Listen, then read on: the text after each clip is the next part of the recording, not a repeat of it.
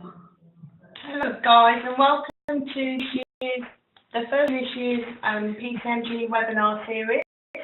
It's nice to see so many people have joined us on such a cold and wet afternoon digitally. And thank you to Jill and Nick from Cardiff University who've agreed to present to share their story with us today. It's a fab session and I know you'll really enjoy it. Feel free to type questions in. We'll do questions and answers at the end of the session. And the session will be recorded as well and available on the UCISA YouTube channel. So I'll put a link to everybody so to share it with your colleagues. I will hand over to Jill and Nick now for their presentation. Good afternoon. Thank you for joining us this afternoon's webinar. We hope you enjoy it. I'm Jill Kent and I'm also joined by my colleague Nick Crane. We're working at Cardiff University on what we call our Student Journey Programme. We're working together with our students to create a digital experience that works for them. We're taking up the challenge to modernise the student digital experience. We're working to create something that works for our students. In the climate of high student fees and increasing student debt, more students are wanting value for money. An increasing competition in the higher education sector. Higher education university providers and also alternative schemes like apprenticeships. To distinguish us from our competitors, we've decided to try and put students first. Currently, IT and processes at Cardiff haven't been customer-led. We haven't taken any user research. And when this often leads to students who are frustrated and confused when trying to use the services we have. Provide a digital experience that works for our students. During the presentation, we will explain the techniques we've used to try and address our problem here and work towards our vision.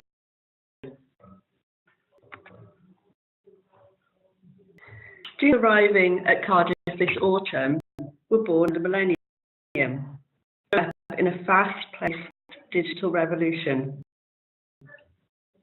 1, they had the iPod. Google and Facebook were available. 7, there was the iPhone. 10, WhatsApp, iPads. And by 11, there was Snapchat. We understand the needs of our students. We're used to a digital experience that is easy to use and works for them. Facebook invests highly in user research. We've decided to use of some of the similar techniques.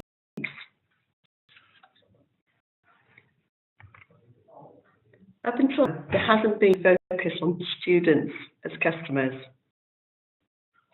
We academics and the research that they do. We do on what reports and metrics they want. And we've focused on support staff and the tools that they need to do their job. However, now very much focusing on students. In order to grow, we've decided to use Agile to our advantage. Together with students and listening to feedback and seeing what gives them value. We've used an iterative approach, listening and adapting as we go. Feedback that we receive from students. Our main product is a new Cardiff University student app. Services are decided by student input and prioritisation. Apps that aren't used will be rated from the app and replaced by services that students are asking for. That you need to change. Together about what adds value and what works for your customer.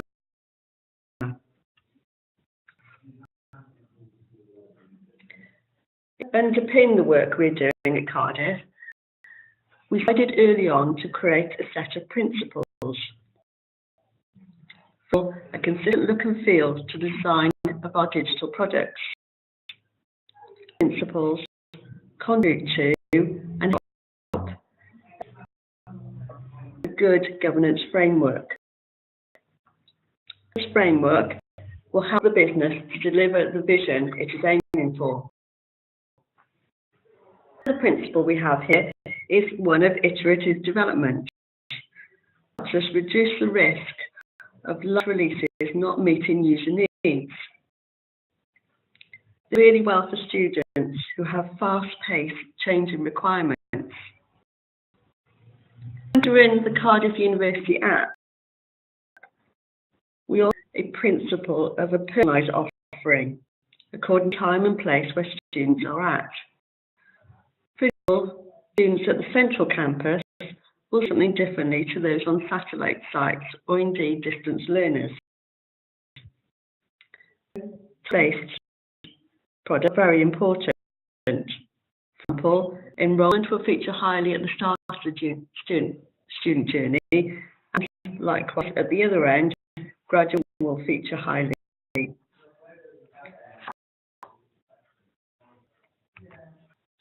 User research helps you understand your users.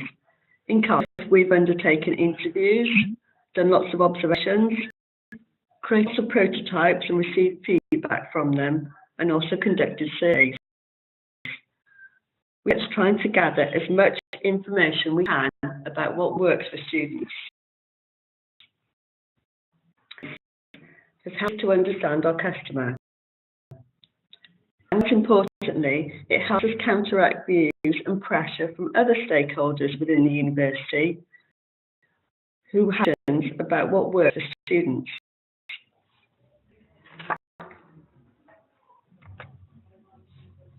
We have around 30,000 students with us on site. We did to very much make use of the input and feedback this could give us. We had to work collaboratively with our students. We set up student workshops. We had in the past worked really well with staff. However, we found out that low attendance due to academic time pressures and social commitments meant these weren't really working for us. We pop-up shops. Set up in convenient locations for students with lots of post-its and pens, our students for their input. Students to contribute and was less burdensome on their time. Some of them were very generic, for example, simply asking students what services were important to them, and others were more specific, setting along some prototype mobile apps and asking users to test the screens. Through our lunchtime session, we had around 50 students attending and providing input for us. This is a big change for how the university works.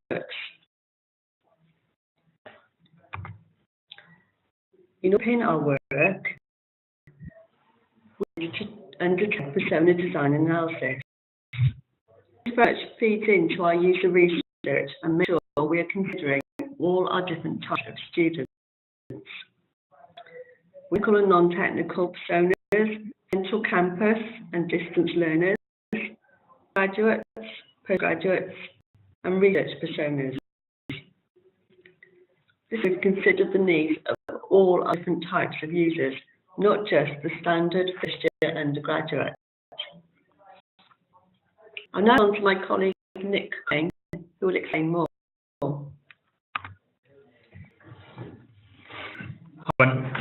So, as Jill touched on earlier, some of our original techniques with regards to workshops weren't working as effectively as we hoped.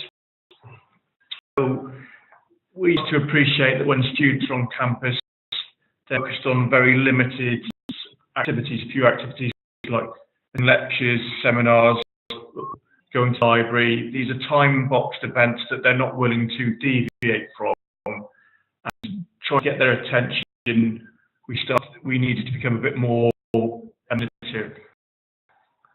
So working with some of our colleagues in our colleagues, business school and the computer science school, and we started to propose based assessment topics about world issues that students were facing on campus, and we got them to propose solutions and articulate those via coursework. So it had twofold effect, where the academics saw the students being very engaged with the group work, because they felt that they were contributing not only to them but also to the wider university. And the rest, it really helped provide some context to some of the issues that we were already trying to some requirements around, and provided a very rich picture. So it was one area where we tried to requirements with our stakeholders. Another aspect that we built programs that we've insisted that we have a representative from the student union on our steering group. So, we have the student union president representing the student community, and the same decision-making powers with two priorities within our programme, and they're held in the same place as our assistant director for IT services. Top of that aspect of getting students involved, we will proactively recruit some work placement from our computer science courses to work in our development teams on student services.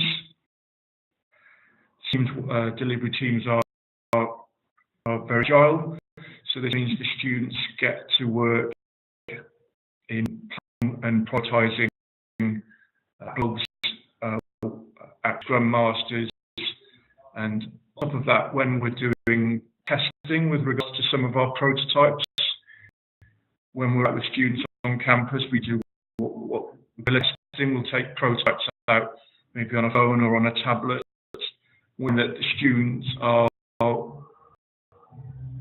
free to integrate or to interact with their peers in a more relaxed manner. So we often get very more full response from the students with regards to some of the ideas that we're coming up with, and we find that that's very positive. So as we've had to tackle is pressure from stakeholders that are not involved clearly with our programme or pieces of work. As I'm sure you all appreciate, that the structures of university, the org structure, and with regards to lots of committees and boards, that for us we found that there are lots of opportunities for stakeholders not close to the issues and often don't have the time or resource to really get the detail of some of the issues, still trying to feed and influence our prioritisation and decision making when it comes to define the outputs of our projects. So in that regard, we've started using evidence to support our prioritisation and decision making. So we take evidence from areas, not only some of the pop-up workshops and the input that we've had from our master students, but also we use Google Analytics a lot with regard to how students currently interacting with our digital services. Social media, we found that students are generally lots of communication channels, whether it's social or sport-related activities, all the way up to revision groups. There's lots of information and evidence that we can via those routes. And not only that, through our help desk system and our complainant system, with all this evidence to support decisions that we've made. and is that we've to the decision-making process so it supports our users. Users' needs are always being put first, and found that this sort of approach means that we have still there, but it's not as influential if it doesn't align with the evidence that we're presenting. We've found that very beneficial with our prioritisation around the work that we do. Another that we've used is called the design sprint. We've started collating a lot of the ideas and issues with regard to some of what the students had highlighted and the POctober workshops had also highlighted. We hope to try and investigate those issues further, and this is an idea that Google Ventures, and they describe it as a framework for critical business questions through prototyping and testing ideas with users. And we wanted to investigate this further, so we used the design sprints. It's like a 3 or 5 days but we decided to go with the 3-day approach, and this is broken down into day 1 is to try and you understand to address, day 2 is you sketch and decide, and day 3 is prototype and validate. So understanding effect, we lots of senior stakeholders to come to this on day 1. The delivery team had the opportunity to interview and ask them, senior stakeholders individually, what their concerns and issues were, and what our proposition was try to address. And so it was aligned with their concerns that where there were gaps within the university. It involved the Pro-Vice Chancellor for the digital comms, and the student union presidents. We led them through the vision to fully explore and articulate the problems that we were seeing, and we'd ask them questions such as, what's your primary challenges that you need to overcome? What opportunities are there? What gaps do you feel that they didn't need addressing? And we took feedback, and through iterations, we came up with sketches. There's an example on some of the sketches that we came up with, and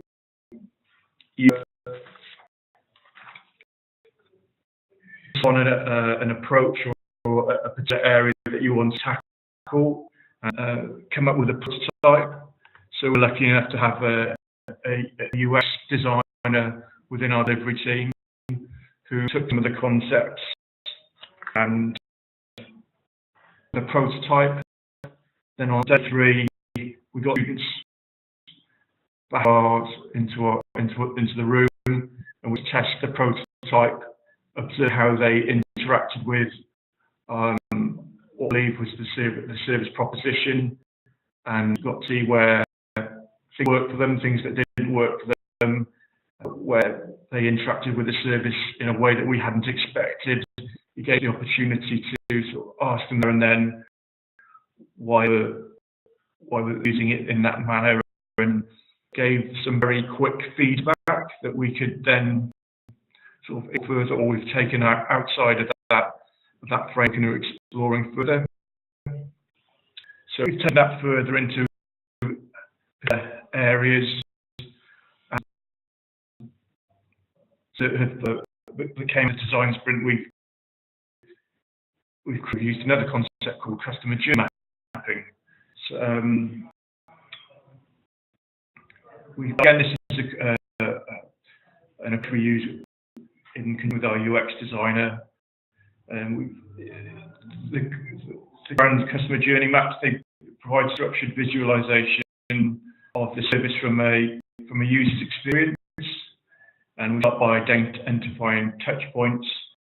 These are the interactions between the user and the service. Provides an engaging illustration from their perspective. It also helps to provide a full picture end to end. and scope of what you're really trying to address. Most of the journey maps, there's a lot or designed based on personas, as stated earlier, and we also try and illustrate the journey map with materials that could be created, for example, trust or help desk call, and these help provide a picture and what our UX design keeps referring to as impact engagement. So, and it helps convey the ranges of emotions, the journey. These real world examples, they make the approach very powerful and help to inform our requirements and prioritization.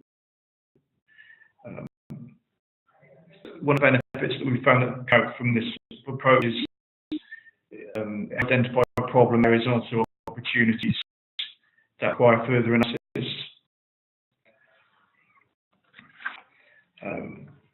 So, as I said earlier, a lot of our delivery teams work in a Agile approach to delivery, and we found that the touch points translate very well to epics.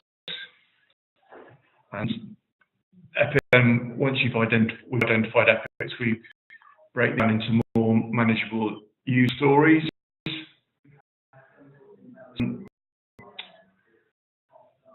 With stories on top of the standard format, but what we do encourage that we try and capture behavioural changes. We find that these make the story measurable from a business perspective, and we often find this when we're talking about measures of how we're going to improve the service. This creates an environment for good discussions within our delivery teams. We settled on a mobile app. We've been investigating areas of our internet that weren't the service or that we expected. They had a very high bounce rate. And when we were investigating or coming up with stories around some work that we were addressing, the issues we were addressing on the internet, the stories and the behaviour change that we were trying to address, bringing up more questions around, or perhaps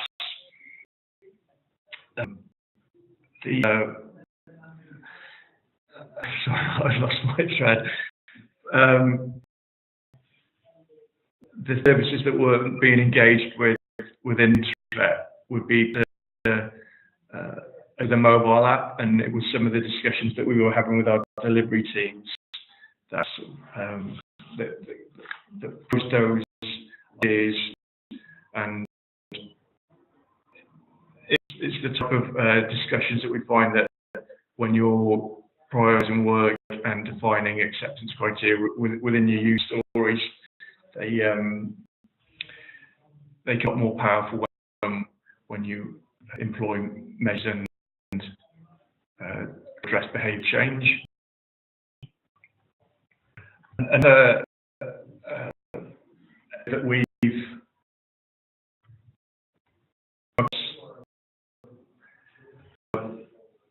try to employ is the use of user story mapping. We found the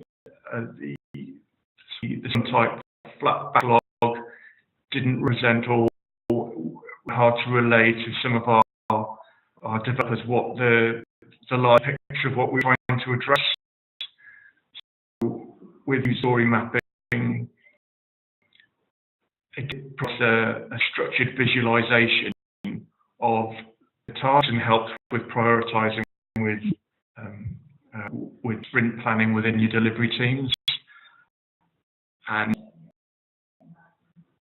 get overlay. You can refer to your customer journey maps very well, and it highlights gaps or issues that you missed before, and again stimulates conversation.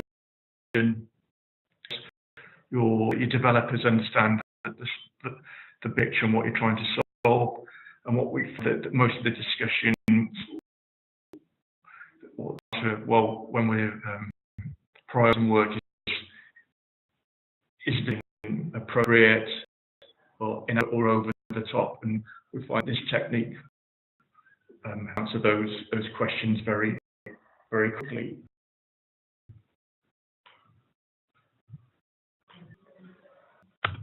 So really, we found that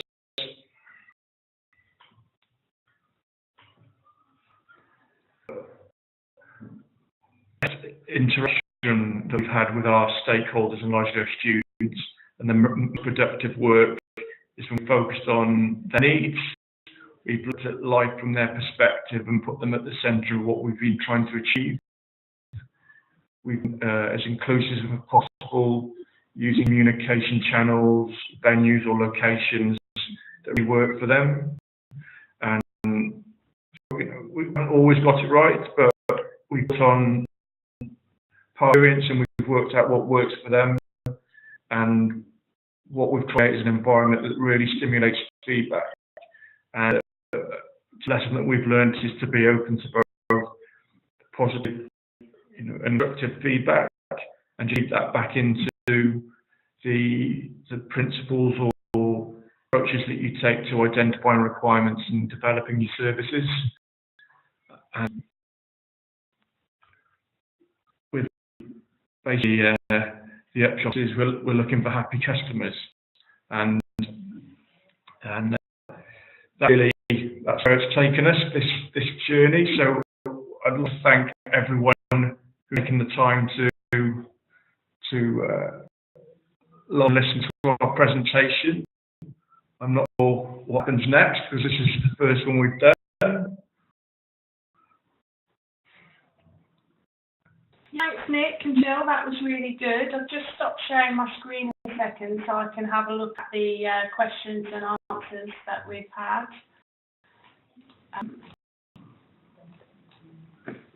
So one question we've had is, did you involve the students in the prototype? Did you get any feedback from them, from the prototypes that you built?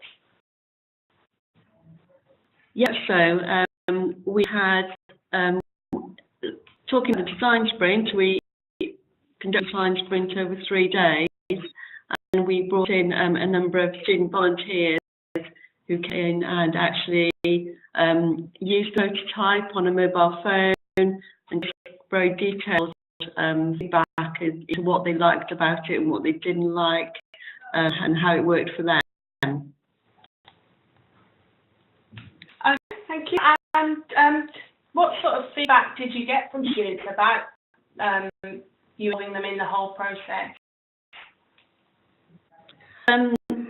Really good. Always really sort of coming and telling us that they like to be able to contribute to what we're doing. They're very interested, obviously, in the new student app. So they very much, on the whole, want to join in and tell us what they think about it. It's something that's quite relevant to them. That works really well. We're also with a group of MSc students on their actual assignment for the year. Another area that's working really well for us. So join them on their MSc high sort of workshop events, and they've got as their project the student app. So they're setting up requirements and business cases for the student app as part of their MSc, and we're acting as customers in that regard, and we're answering questions, and so sort of giving them tips on things that we've done in our real project. Sort of that sort of helps both ways, and that it helps us in giving us feedback, and we're also helping them by giving them sort of something that's real to them and meaningful. I've got another question. Can you describe how you carried out the guerrilla testing? Yeah, with some of the work that we've done with the design sprint.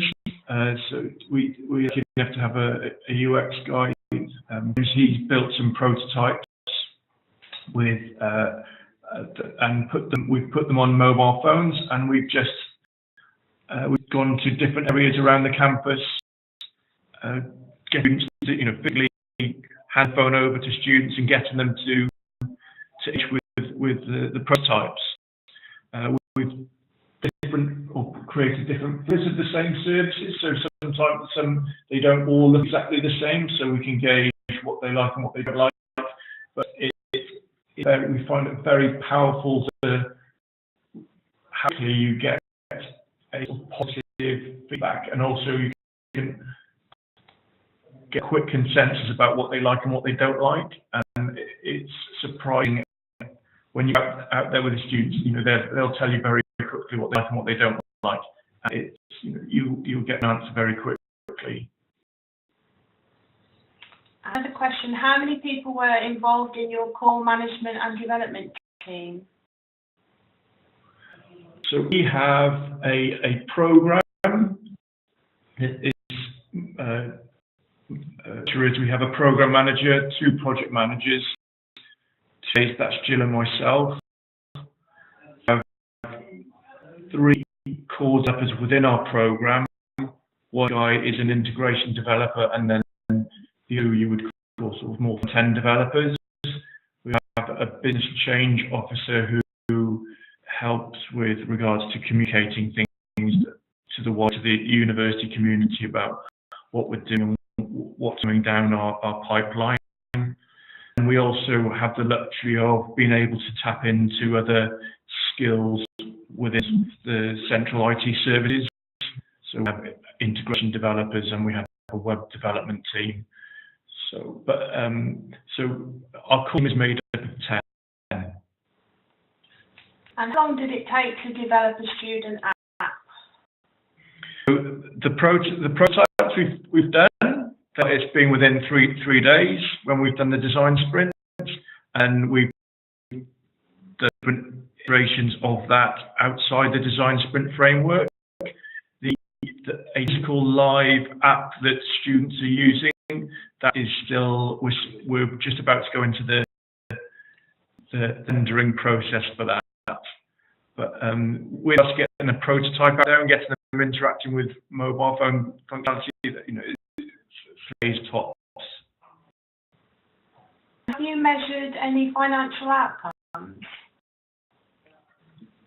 No, outcomes are not aligned with finance. They're aligned with student experience and likely, and then in internal issues with regards to student experience.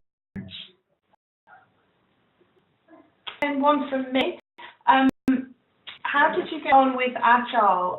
Do you have a waterfall structure mainly, and how does Agile fit into that? So in our program, we work as an Agile team or do Agile delivery teams, because we're not all working on the student app. So we don't work in a waterfall manner. So we don't have to adhere to any type of waterfall approach that the university might be to larger scale projects. We're quite standalone in that regard. And then somebody just said, could you expand on the internal measures RE student experience for the criteria? Again, we'll use measures like Google Analytics. I think the propositions that we're looking at and the services that will go in there will be, they'll live and die on the interactions with regards to a service being used by a student. If not, we'll quickly take it off the app. So, and then, for example, this really started with areas of the student intranet that had a high bounce rate. And when we investigated those, we found that students were using Intra Gateway to go to other standalone third-party applications or services that we provide. and so one of the things will be that the bounce rate for the internet will reduce, and there'll be a large uptake in time specific services that we put on the app.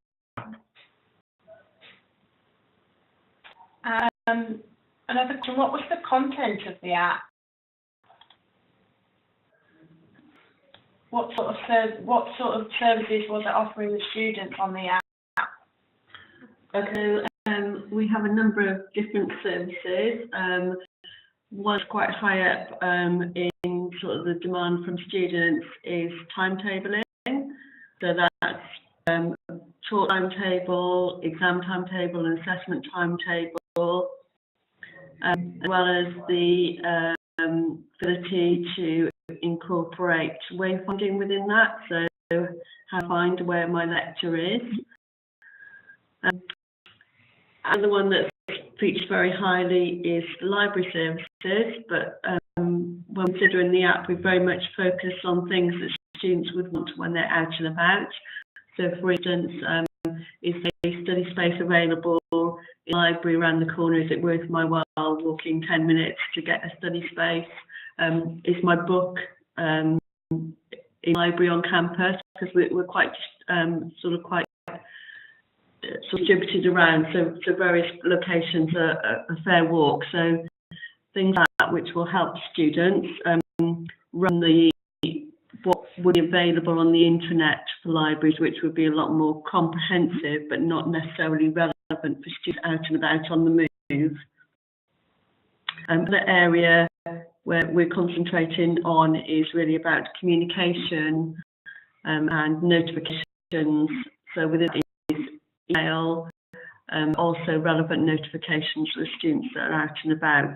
For instance, your lecture has now changed to a new venue, or you're passing sort of the quiz location, and in half an hour there's an event going on that might be relevant to what you do on your course.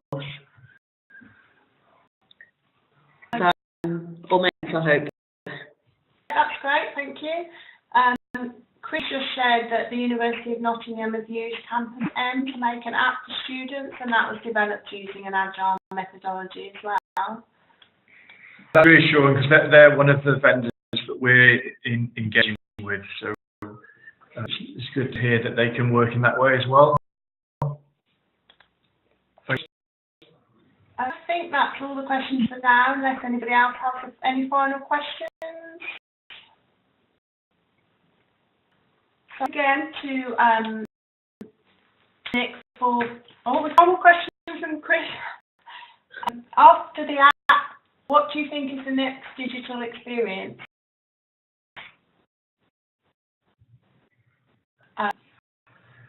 After that, what do you think the next digital experience for students will be? So our plan is to release quickly, so we'll always be enhancing the app. I don't think it's like once it's delivered, that's the end of it. We'll be reacting to students engage with it, and whatever this is, they keep coming up to us and asking, well, it would be great if we could have sets.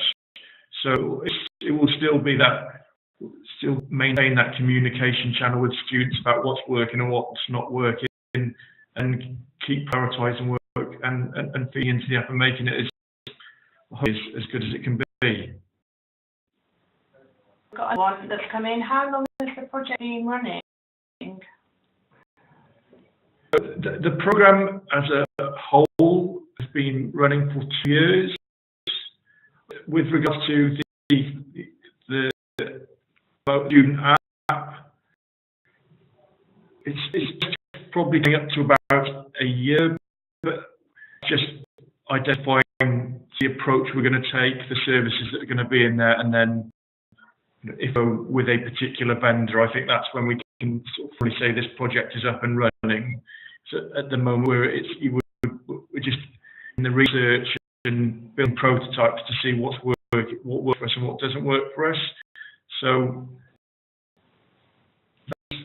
the research has been running for about 6 months, And our tender, we've got a deadline for a tender to go out by December. So, about 6 to 8 months. Okay. So thanks again to Jill and Nick for sharing their story with us. They've taken time out of their work days to put this presentation together, and I think it's been really useful and interesting. I'm sure everyone's enjoyed it as much as I have. Our next webinar's on Monday the 13th of November. We've got Lauren and Claire from Sheffield Hallam University who are going to present Continuous Improvement Service, a journey from inception to reality in 18 months. So that's another fun session. I'll send a registration link out after this session. If anybody wants to share their story with us, do get in touch with me. I'm looking for people for the spring. We're looking to do a webinar a month, so I've got some people booked in already. But if anyone wants to volunteer and thinks, you know, I've got something that we've been doing that's really good and I think other people want to know about it, do get in touch with me. Thank you, Jill and Nick, and thank you for everyone logging in and joining us this afternoon. Thanks for Jill and Nick from the audience. Thanks. Thank you. Okay, thank you everybody. Bye.